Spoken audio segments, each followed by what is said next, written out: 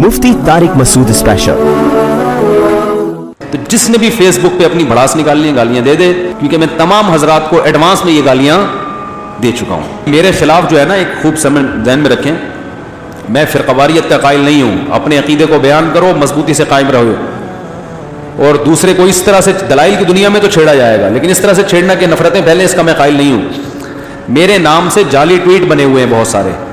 हर थोड़े दिन में मुफ्ती तारिक मसूद साहब ने ये ट्वीट किया है, हालांकि मैंने कोई ट्वीट नहीं किया। ट्विटर पे मेरा अकाउंट है, मगर अभी तक मैंने उसको इस्तेमाल नहीं किया है। तो मेरे नाम से फेक अकाउंट, यजीद के जन्नती होने का मैंने किसी बयान में नहीं कहा है।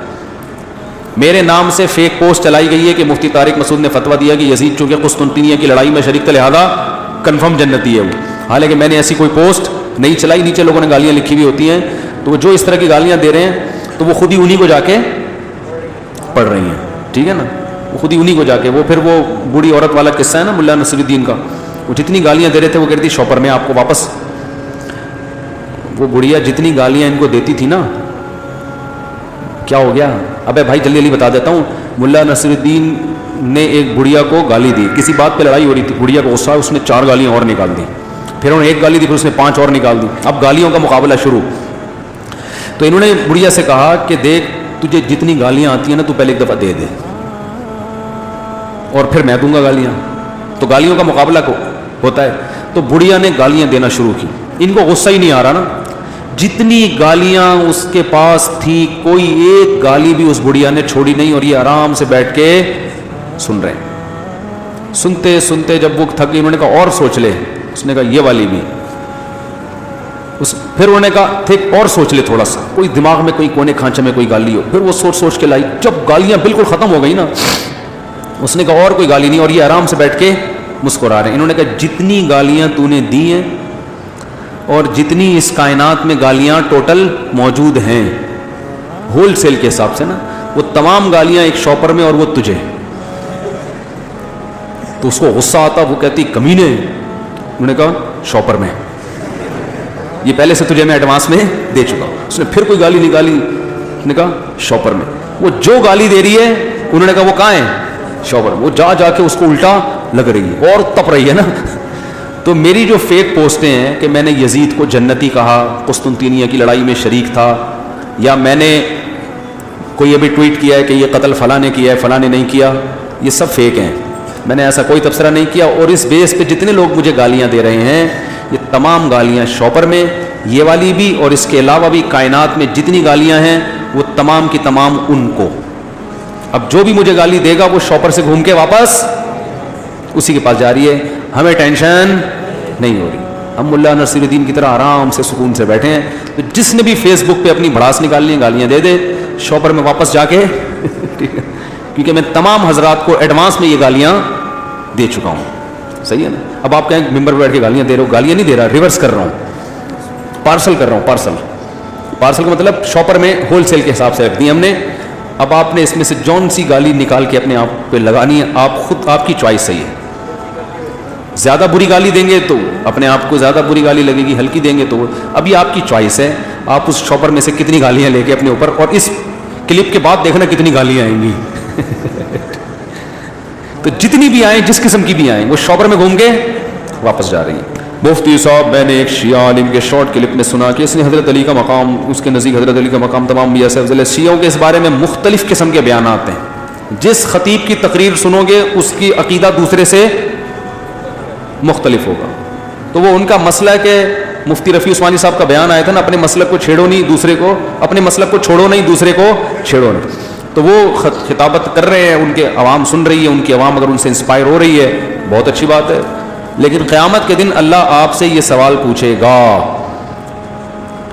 आपसे सवाल पूछेगा कि देखो अकीदे के मामले में किसी की तकलीद नहीं है, उसमें डायरेक्ट कुरान से आपको रहनुमाई लेनी पड़ेगी। जो हिदायत की बुनियादी उसूल है ना, उसमें आपको किसी मसलक की पैरवी की इजाजत नहीं है कि मैं फला मसलक का हूं तो मैं कुरान को इस मसलक के हिसाब से समझूंगा। ना ना ना, कुरान में जो बुनियादी अकीदे की बातें हैं उन पे किसी मसलक की छाप बोलो भाई नहीं। अकीदा तौहीद है, अकीदा रिसालत है, कायनात का वजूद, अंबिया का तस्करा, ये तो कुरान ने अंबिया का खुद तस्करा किया है कि हमने उनको سب سے زیادہ اہتمام سے قرآن پیغمبروں کا تذکرہ کرتا ہے.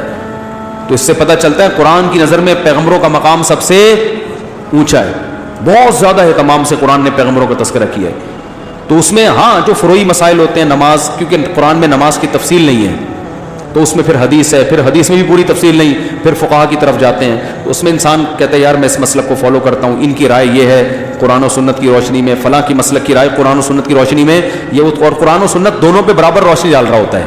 صحیح ہے نا, دونوں چیزیں قرآن و سنت سے مل رہی ہوتی ہیں. لیکن جو بیسک چیزیں ہیں ان میں کوئی مسلک نہیں ہے. ان میں آپ یہ کہہ کے کہ میں سنی ہوں تو سنیوں کا قرآن یہ والا تھا تو میں یہ والے پہ جاؤں گا, اور شیعوں کا یہ والا تھا, نہ نہ نہ. قرآن اللہ کی کتاب ہے. اللہ کہے گا جب اس میں صاف صاف میں نے لکھا ہوا تھا تو اس کو فالو کیوں نہیں کیا. تو لوگوں کو قرآن کو لوگوں پہ نہیں پرکھا جائے گا بلکہ لوگوں کو قرآن پہ. تو آپ اپنے ذاکروں کی یا اپنے مولویوں کی تقریروں کو قرآن پہ پرکھیں گے کہ ان میں کون ایسا ہے جو قرآن کے حساب سے بات کر رہا ہے اور قرآن سے ہٹ کے بات کر رہا ہے. تو جو ہٹ کے بات کر رہا ہے اس کو فالو کرنے کی آپ کو اجازت نہیں ہوگی. مفتی صاحب میں نکاح کرنا چاہتا ہوں, مجھے زنا کا ڈر لگا رہتا ہے کہیں گناہ نہ ہو جائے, لیکن مجھے گھریلو مسائل نکاح کرنے سے روک رہے ہیں, میں کیا کروں. کر لو, جہاں اتنے مسائل ہیں ایک مسئلہ اور ہو جائے گا.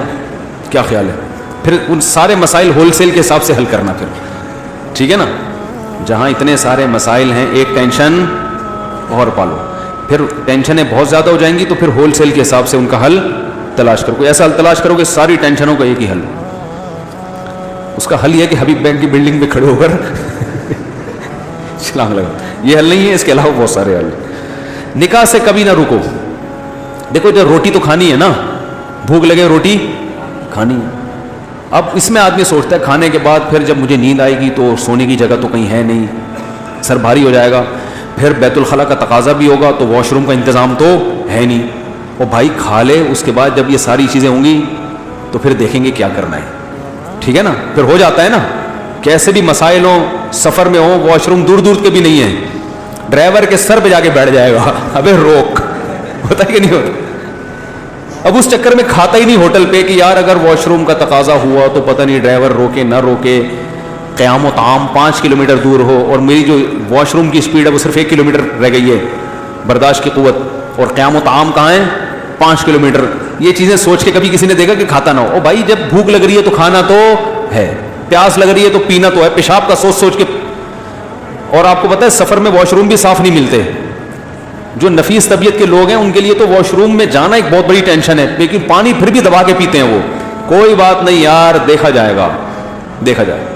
ہمارے دوست نے بتایا اپنا واقعہ, کہہ رہے ہیں میں گاڑی میں ٹریفک میں پھنس گیا بیچ میں اور پیشاب آ رہا تھا بہت اسپیڈ کے ساتھ. اب ٹریفک میں نا کراچی میں بیچ روڈ میں پھنس گئے.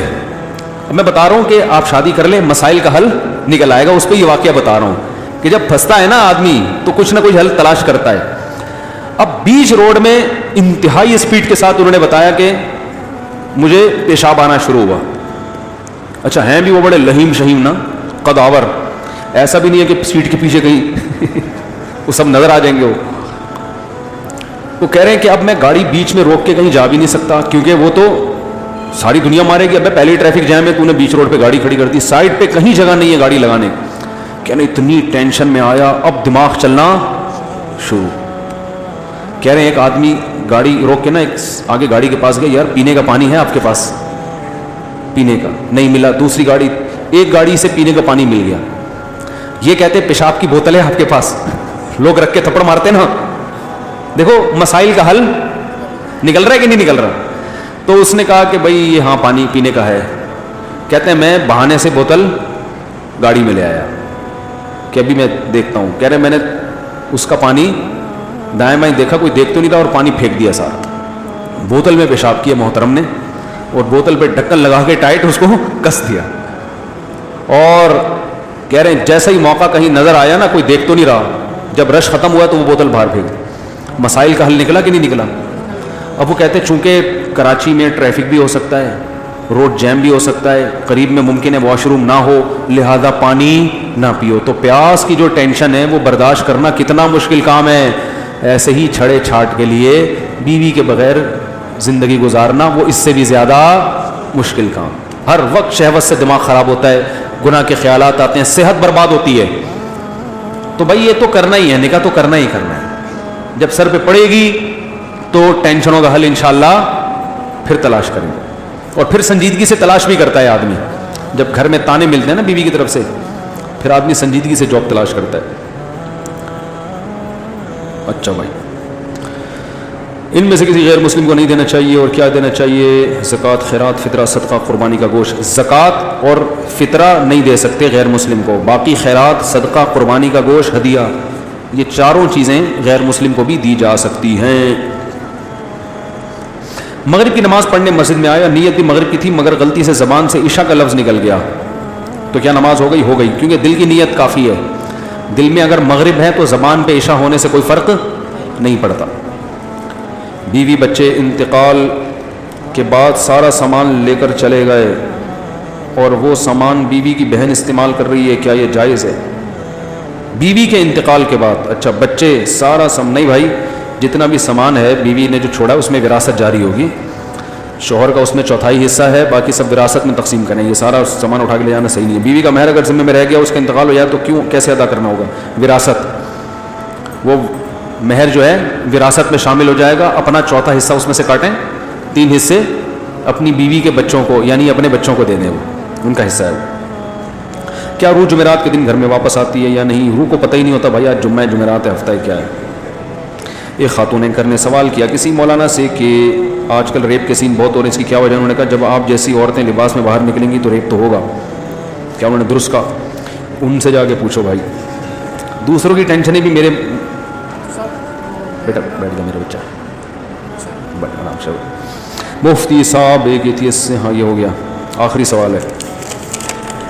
میرے والدین نہیں, میری ایک بڑی معذور بہن ہے جن کی میں خدمت کرتی ہوں, کیا میں ان کی خدمت چھوڑ کر شادی کر سکتی ہوں جبکہ دوسرے بہن بھائی ان کی خدمت سے قاصر ہیں؟ آپ کو نکاح کرنا چاہیے پہلی فرصت میں. کسی کی خدمت کی وجہ سے نکاح سے نہیں رکنا چاہیے. ہاں یہ ضرور ہے کہ نکاح کرنے میں آپ پہلے یہ شرط لگائیں کہ بھائی میں اپنی اکیلی بہن کو چھوڑ نہیں سکتی, معذور ہے یہ, تو جس سے بھی نکاح کریں اس سے پہلے سے بات کر لیں, تھوڑا میرے ساتھ اس معاملے میں کمپرومائز کرو. وہ کمپرومائز کرنے کے لیے تیار نہ ہو تو کہیں پھر میری طرف سے آپ کو دوسری شادی کی بھی اجازت ہوگی, مجھے بہن کی خدمت سے بولو نا, نہیں روکیں. تو اس طرح سے کچھ آپس میں شرطیں طے کر کے نکاح ہو جائے گا. نکاح میں تاخیر کی تو وہ معذور بہن کی جو حالت ہے کل آپ کی حالت نہ ہو جائے, وہ اور مسائل نہ کھڑے ہو جائیں. کس بینک آفیسر سے شادی کی صورت جائز ہے یا اس صورت میں اس کی آمدنی جائز ہوگی اگر اس سے شادی کر لی جائے تو؟ کیونکہ زوجہ کے لیے کچھ لوگ اس کو حلال کہتے ہیں. جو بینک میں جاب کرتے ہیں نا, ان کی ارننگ تو سود کی ہو تو ان کی بیوی کے لیے تو مجبوری میں جائز ہے اپنے شوہر کی آمدن سے کھانا, کیونکہ اس کے پاس تو کوئی ذریعہ ہے نہیں. لیکن ایسے آدمی سے شادی کرنا جائز نہیں ہے بھائی, وہ تو کسی کی ہو گئی پتہ نہیں تھا, اب مجبوری ہے نا. پہلے سے باقاعدہ ایسے شخص سے شادی کرنا تاکہ پھر وہ سودی آمدن سے آپ کھائیں, یہ اپنے اختیار سے جائز. شادی ہو گئی تو ایک الگ بات ہے, ابھی تو ہوئی نہیں ہے نا. تو کسی کی بھی سودی ارننگ ہو عورت کے لیے اس سے نکاح جائز نہیں ہے. ہو گئی ہو تو ایک مجبوری کی بات ہے. چلیں جی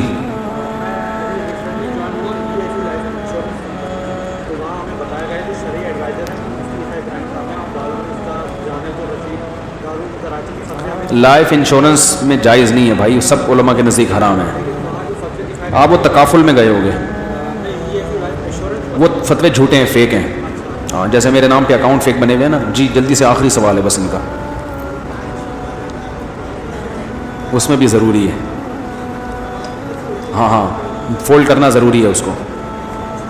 وہ غلط کہتے ہیں, غلط کہتے ہیں, اس کی کوئی دلیل نہیں ہے. ٹھیک ہے جی بیٹا جلدی سے.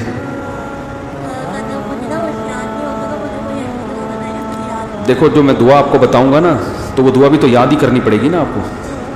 ان کو کچھ یاد نہیں ہوتا تو کہہ رہے ہیں ایسی دعا بتا دیں کہ یاد ہو جائے کرے. تو جب میں دعا بتاؤں گا وہ بھی تو یاد ہی کرنی پڑے گی نا, پھر پڑھیں گے. تو جتنی دیر میں وہ یاد کریں گے اتنی دیر میں وہ یاد کر لیں جو کرنا چاہ رہے ہیں. بس بیٹا محنت کرو گے تو یاد ہو جائے گا, ٹھیک ہے نا. اور کوئی اس کا حل نہیں ہے. بادام کھاؤ, محنت کرو. یہ بیچارہ تھوڑا سا ذہنی وہ ہے, اسکول میں اس کو بٹھاتا رہتا ہوں. صاحب میری بہن تھی نابینا, اس سے کتاب وہ نا اس میں قرآن بھی تھا اور حدیثیں بھی تھی اور سپارے بھی تھے, تیز گر گئی بہن سے. اللہ تعالیٰ معاف فرمائے, کچھ بھی نہیں ہوتا, بیٹھ جائے بیٹھ جائے. یہ بیچارہ تھوڑا سا ذہنی وہ ہے تو اس لیے اس کو تھوڑا سا ڈیل کرنا پڑتا ہے, ورنہ یہ پوچھتا رہے گا, اثر تک پوچھتا رہے گا, پھر یہ بیان کے بعد بھی آ جاتا ہے. کوئی بات نہیں, بیٹھ جاؤ آرام سے. چلیں جی، اللہ تعالیٰ سمجھنے کی عمل کی توفیق عطا فرمائے. و